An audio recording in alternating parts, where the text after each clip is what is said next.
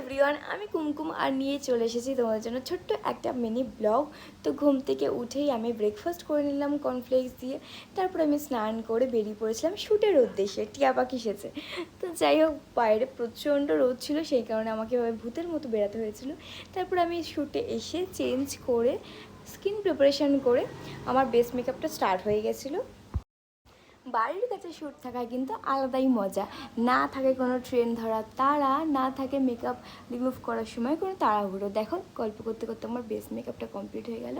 এটা ছিল আমার ফাইনাল লুক। আমার মেকআপ আর্টিস্ট খুব তাড়াতাড়ি লুকটা কমপ্লিট করেছিল।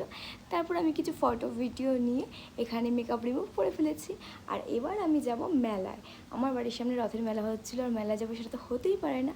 আর এখানে আমার কিছু জিনিস নেওয়ার ছিল, যেমন আইস রোলারটা খুব ইম্পর্টেন্ট ছিল, অনেক দিন নেবো ভাবছিলাম।